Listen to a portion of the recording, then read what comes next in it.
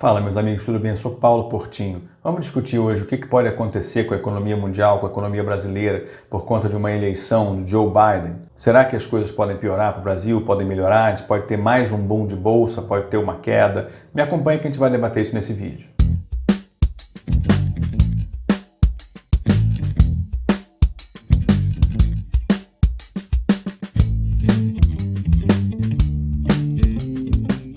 Então, gente, assim, o que você está vendo de conturbado da eleição de Biden, da eleição do Trump, da derrota do Trump, né, da eventual derrota do Trump, tudo que você está vendo de forma conturbada não diz muito respeito à questão econômica dos Estados Unidos, né?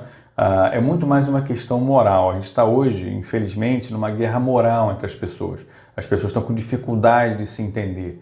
Não é? Você pode perceber o que está acontecendo nos Estados Unidos hoje. As pessoas estão comemorando como se fosse a vitória, sei lá, de Jesus Cristo, né? O Joe Biden, mas justamente porque elas têm um ódio terrível do Trump, nem as pessoas que defendem o Trump têm muito medo de que esse outro lado vá persegui-los, etc. Quer dizer, a gente não está tratando de uma questão econômica. Foi tempo em que o debate esquerda e direita, liberal, conservador, etc., liberal que eu digo no sentido americano, né? Foi tempo que o debate era um debate entre capitalistas, né, que queriam reduzir regulação e etc., e coletivistas que queriam aumentar o poder dos sindicatos, aumentar o poder dos trabalhadores, aumentar o salário, quer dizer, esse trabalhismo, esse sindical trabalhismo, que sempre significou a esquerda, não só nos Estados Unidos, mas significou a esquerda no mundo todo, está em franca decadência, não é? Partidos trabalhistas, tem o Partido dos Trabalhadores aqui no Brasil, partidos trabalhistas hoje defendem pautas progressistas, né?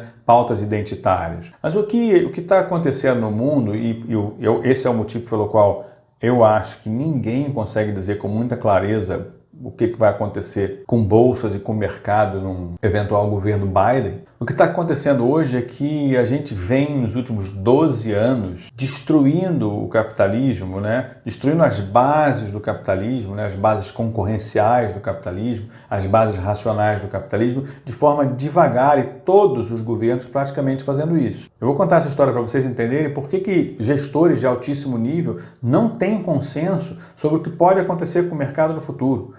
O Stuhlberger, recentemente, tem 1 ou 2 anos, acho que 1 ano, ele falou o seguinte: está tudo errado no mercado mundial, mas eu não posso lutar contra fluxo. Então, assim, eu não posso operar o que eu acho certo, porque se eu operar o que eu acho certo e o mercado todo, aquele fluxo todo, for adiante, ele vai me jogar para o buraco. É razoável que um analista fundamentalista fale: está tudo errado. Mas esse é o problema, está tudo errado ao mesmo tempo agora, porém há elefantes na sala. Esses elefantes começaram em 2008. O que aconteceu em 2008 foi que o mercado imobiliário americano espalhou recebíveis para o mundo inteiro. E esses recebíveis, em tese, eram muito seguros, tinham um juro baixo, né? Você recebia um juro baixo, porque eles eram muito seguros. Ninguém contava com uma quebradeira. Quando veio a quebradeira, essa quebradeira se espalhou de tal maneira que aposentados na África poderiam ter problema, aposentados na Suécia poderiam ter problema. Quer dizer, os títulos que eles compravam, aqueles recebíveis imobiliários, eles não iam ser mais recebidos e o cara tinha que pagar a aposentadoria do fundo de pensão dele, não ia conseguir. Mas não só isso, seguradoras no mundo inteiro estavam segurando esses recebíveis. Se os recebíveis deixassem de ser pagos, as seguradoras alavancadíssimas iriam quebrar. Tanto é que o governo americano entrou no capital da AIG, que era, se não me engano, a maior seguradora dos Estados Unidos, né? Então, o que aconteceu naquele momento foi que o governo entendeu que a gente espalhou para o mundo ativos tóxicos, né? E o que foi feito para resolver isso?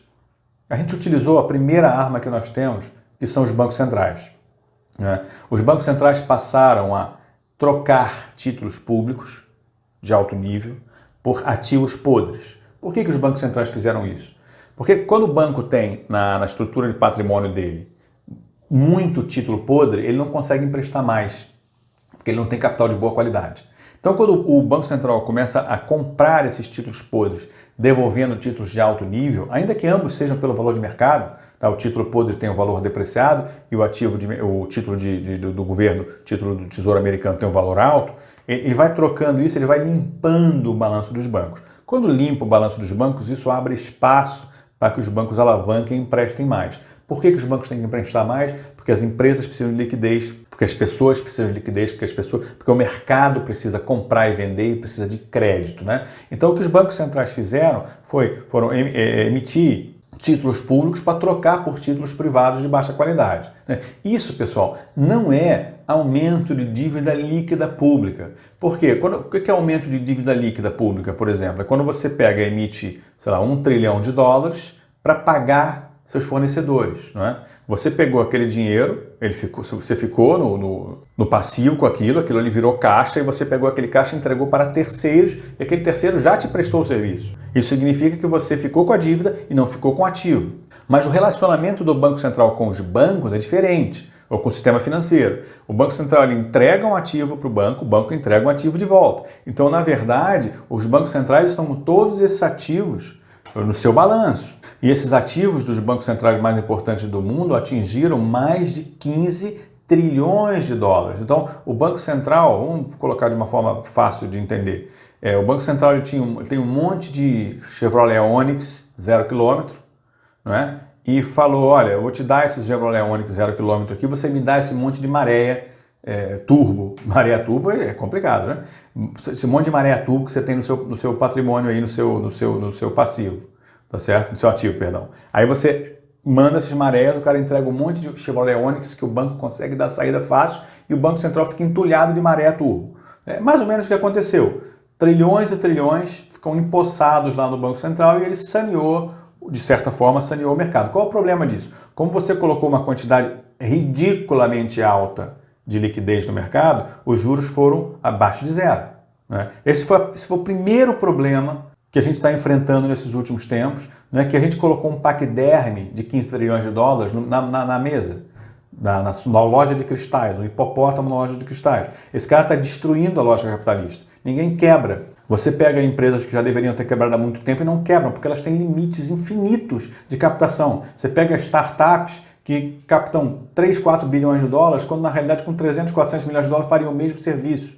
Não é? Quando surge uma startup brilhante, ao mesmo tempo tem 5 outras fazendo a mesma coisa com captação bilionária para poder tocar as coisas adiante. Isso faz com que reduzam-se as margens de todas elas, porque tem gente demais operando no mercado, tem crédito demais, né? Esse paquiderme na sala fez a gente gerar 17 trilhões de dólares há pouco tempo atrás, que estavam investidos em títulos que davam juros negativos, juros nominais, tá certo?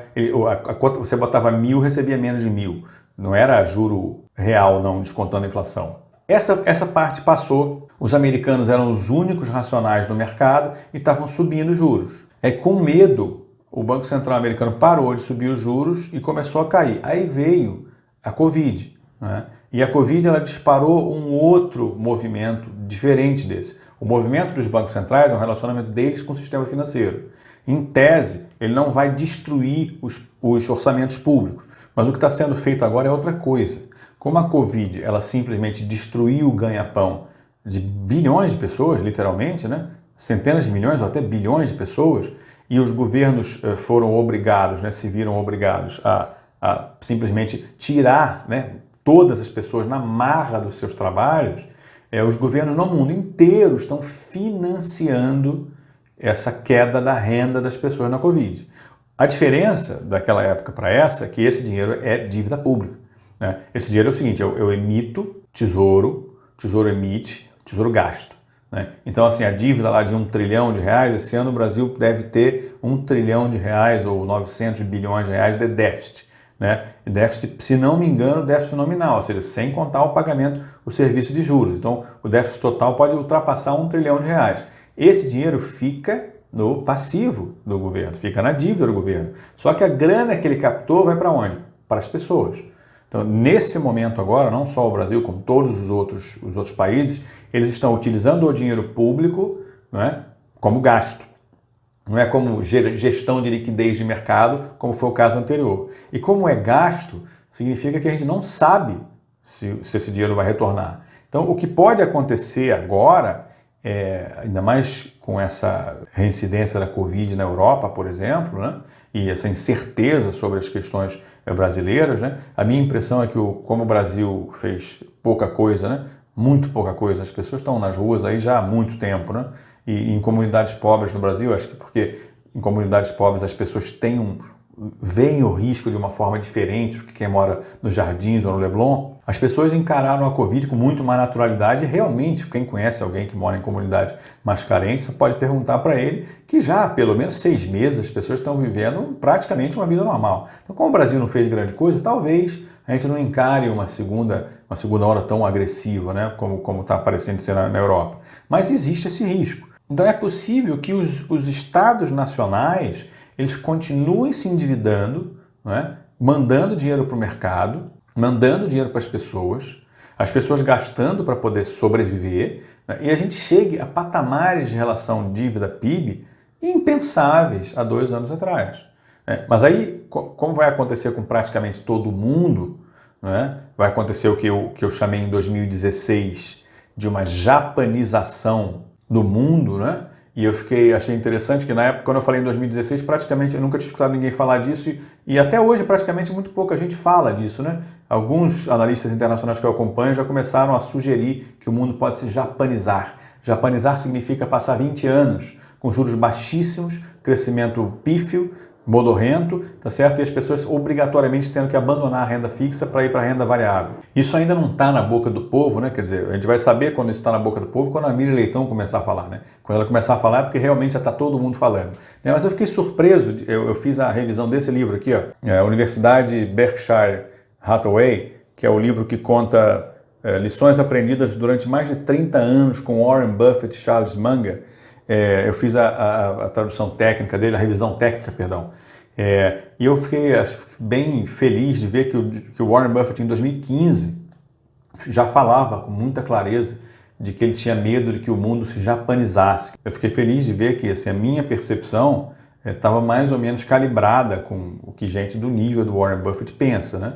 E eu realmente concordo, eu acho que é realmente isso, a gente corre o risco de uma enorme japanização. Mas agora mais ainda, porque o Japão tem uma relação dívida-PIB ridícula, tipo, acho que é 200% ou mais do que isso. Então, pode ser que os países europeus rapidamente atinjam essa relação bizarra dívida-PIB, de 150%, 200%, 220%, dependendo do tempo que a Covid vai durar. Se eles implantarem um lockdown barra pesada agora até o fim do inverno, tipo março, é muito provável que os orçamentos públicos estourem. Mas, isso é interessante, quando você quebra sozinho, você está danado. Foi exatamente o que sempre aconteceu com o Brasil. O Brasil quebrava sozinho, estava ferrado. Mas quando todo mundo quebra junto com você, quando você olha para o lado, está todo mundo sem sunga, tá certo? Está todo mundo na vergonha, assim... O investidor não tem muito para onde correr, né? Então, assim, se você tem todos os países com dívidas homéricas, cobrando juros baixíssimos, como você não tem para onde ir, eventualmente você vai continuar financiando esses países, né? Aqui no Brasil a gente já está tendo alguma pequena dificuldade para se financiar a 2%.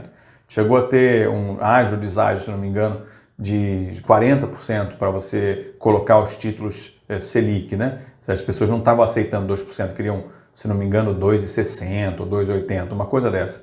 Então, assim, já está ficando um pouquinho complicado. Mas se todo mundo ficar mal ao mesmo tempo, o que vai acontecer é que os juros vão ficar negativos por muito tempo, os estados nacionais vão continuar se financiando, as economias vão ficar extremamente lentas e a gente pode talvez viver uma realidade de Japão, que foi o que aconteceu, sei lá, nos últimos 30 anos, de 1989 para cá, uma dinâmica de crescimento um pouco mais lenta e um juro praticamente zero.